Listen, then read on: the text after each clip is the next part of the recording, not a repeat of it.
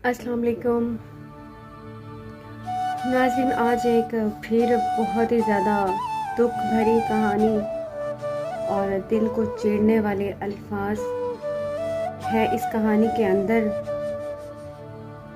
क्योंकि पहले जब पाकिस्तानी बेटी पे जब आजमाइश आई थी कि वो किस हद तक वफ़ा कर सकती है, तो उसने वफ़ा करके दिखाई। वह आज भी साथ है। यकीनन मैं सना और दाऊद की बात कर रही हूँ। उसने साबित कर दिया कि औरत वफ़ा करना जानती है। औरत अगर मोहब्बत करने पे आए तो अपनी सारी ज़िंदगी, सारी दुनिया लुटा सकती है किसी पे। क्योंकि नाज़रीन, जब दाऊद के हाथ पांव कट गए थे ना, तो सना ने बोला था कि इसके हाथ पांव नहीं है तो क्या हुआ, मैं भी तो इसके हाथ पांव ना, मैं बनूंगी इसके बाजू, मैं बनूंगी इसके पाँव। तो उसने ये अजीम अल्फाज बोले थे और ये एक बहुत बड़ा अजीम इंसान ही बोल सकता है। ठीक है, अभी आज सहरिश के मंगेतर, सहरिश के जो थे साथ निभाने वाले, उनको भी यही बात कहनी चाहिए थी। ठीक है, कि तुम फिक्र ना करना, तुम्हारा बाजू मैं बनूंगा। मर्द तो वैसे ही औरत का सहारा बनते हैं यार। तो मर्द तो एक सायादार दरख्त की तरह होता है, और तो वैसे ही चाहे वो कुछ भी ना करते, साथ तो रहता, उससे मोहब्बत भरी निगाह से देखता, मोहब्बत देता, उसका दिल जलाने वाली बातें न करता उसके साथ ही एक पाकिस्तानी जब बेटे पे आजमाइश आई, जब उसकी वफा का पता लगना था, तो वो तो छोड़ के चला गया। तो सहरिश जो कि गुजरांवाला की रहायशी है, तो हमारे कौम की बेटी है, मेरी बहन है, और इसकी बातें सुन के, इसकी कहानी सुन के मेरा दिल बहुत ज़्यादा रोया है कि ऐसा कैसे हो सकता है। एक इंसान पहले ही इतने ज़्यादा दुखों में घिरा हुआ है, अपने आप में मलामत होता है इंसान। ऐसे वक्त में ना खुद को ही कोसता है वो, उसको ज़रा ज़रा, मतलब पूरा जिस्म, पूरा वजूद होता है ना, वो एक बहुत ज़्यादा बोझ लग रहा होता है, खुद को, अपने आप को ही बोझ लग रहा होता है। ऐसे वक्त में जिसके पास इंसान का दिल होता है ना, जिससे इंसान मोहब्बत करता है, एक वही सबसे बड़ा सहारा नजर आ रहा होता है कि अगर वो हमें थोड़ा सा दिलासा भी दे देता है ना, तो हमारी खुशी की इंतहा नहीं रहती। लेकिन जब वही आके ठुकरा के चला जाए, दिल में बसने वाला ही दिल तोड़ के चला जाए, तो सोचे जरा उस दिल की हालत क्या होती होगी। सहरिश कहती है कि मुझसे बहुत सारी वफा की बातें करता था, मुझे कहता था मैं तुम्हें कभी छोड़ के नहीं जाऊंगा। तो जब मेरे साथ ये हादसा हुआ तो मुझे खुद आया मेरे घर, मेरी माँ के सामने मुझे ये बात कह के गया कि मैं तुम्हारे साथ शादी नहीं कर सकता, और अगर मैं शादी मैंने कर भी ली तो मैं दूसरी शादी करूँगा, तुम यहीं ही रहोगी।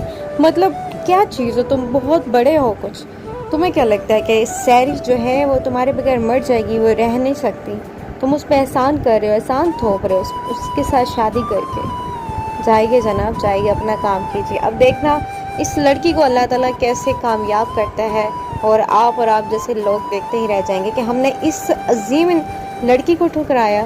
ठीक है, एक बाहिम्मत, बाहौसला लड़की को ठुकरा के ना एक दिन बहुत पछताओगे भाई साहब आप। खैर, अब तो जो होना था हो गया, तो अब इंशाल्लाह मेरी इस बहन को अल्लाह ताला कामयाब करे। अगर वो अपना होता ना, वाकई में उसको अपना समझता, तो वो पागल इंसान ये ज़रूर सोच लेता कि उस बेचारी ने पहले ही इतनी सारी तकलीफ़ें सही हैं, इतने सारे दर्द झेले हैं, उसका अपना वजूद उससे जुदा हो गया है, और मुझे उसने खुद से भी बढ़कर चाहा था। अगर मैं भी उससे जुदा हो गया तो वो तो जीते जी मर ही जाएगी। लेकिन ये भी सच है मेरी बहन के, कोई नहीं मरता किसी के बगैर। ठीक है, जब आप अपने वजूद से अलग होके जिंदा है, अपने हाथ से अलग होके जिंदा है, अपने दोनों पाँव से अलग होके जिंदा है, ठीक है, तो उस इंसान के बगैर भी तो आप जिंदा रह ही सकते हैं ना। कौन से अपने, कोई अपने नहीं होते। अगर वो इंसान अपना होता ना तो कभी छोड़ के नहीं जाता वो। ऐसे ही फिर वो इंसान खुद से मोहब्बत करता था। नाज़रीन, जो इस बहन के साथ दावे करता रहा, मोहब्बत के पांव तक पकड़ने को तैयार था, इस हादसे से पहले कि तुम मेरी हो, सिर्फ मैं तुम्हें दुनिया से हासिल करके रहूँगा, किसी भी तरह मैं तुम्हें अपना बना के रहूँगा, बस तुमने मेरा साथ देना है। और मैं यकीन और दावे के साथ कह सकती हूँ, अगर यही हादसा उस पागल इंसान के साथ हुआ होता ना, ठीक है, बेकदर इंसान के साथ हुआ होता, तो मेरी इस बहन ने ना अपनी सारी ज़िंदगी उसके नाम कर देनी थी, क्योंकि हमारे यहाँ औरतें ऐसी ही करती हैं, ठीक है, सारी नहीं, सब नहीं, लेकिन जो वफा करती हैं, जो मोहब्बत करती हैं ना, वो कुछ भी कर सकती, हर तरह की कुर्बानी देने को तैयार है वो। सही बात कर रही हूँ मैं। इंतहा का अफसोस हुआ, दिली दुख हुआ है। अल्लाह ताला इसको और ज़्यादा हौसला और जज्बा इसके अंदर पैदा फरमाए। और हमारी भी हुकूमत से अपील है कि प्लीज़ जो इनकी डिमांड है वो पूरी कर दें। हम इनके हाथ पैर बाजू तो वापस नहीं दिला सकते ना, लेकिन एक उम्मीद और एक यकीन तो दिला सकते हैं इन्हें। तो इन्हें गवर्नमेंट जॉब दी जाए जो इनकी ख्वाहिश है, और इनकी स्टडी कंप्लीट करवाई जाए। और मेहरबानी करके प्लीज़ इस मैसेज को आप ज़रा फॉरवर्ड कर दें, ताकि वज़ीर आज़म तक ये मैसेज चला जाए। कसम से बहुत अफसोस हो रहा है सुन के, दिल भर आता है। इंसान बोल नहीं, मुझसे तो कुछ लफ्ज़ बोले नहीं जा रहे कि मैं क्या कहूँ इनके बारे में। तो अगर इनकी जगह वाकई अगर कोई और होता ना, तो आज ज़िंदा नहीं रहता। थकन से, ज़माने की नफ़रतों से, अपनों के ठुकराने से तो वो वैसे खुदकुशी कर लेता। लेकिन आई सल्यूट कि इन्होंने ऐसा कुछ नहीं किया, लड़ रही हैं, बाहिम्मत हैं, और ऐसे ही लड़ना है। माशाल्लाह हमारी जो मुनीबा मज़ारी साहब है, इतनी खूबसूरत, इतनी प्यारी है माशाल्लाह।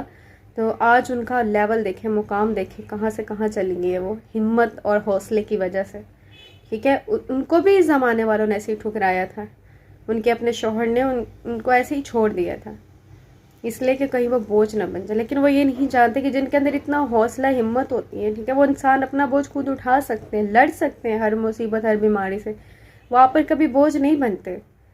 लेकिन क्या कह सकते हैं, किसी को ज़बरदस्ती वफा तो नहीं करवा सकते ना, किसी को ज़बरदस्ती अपना बना सकते हैं, ठीक है। उम्मीद है आपको ये वीडियो अच्छी लगी होगी। अल्लाह हाफिज़।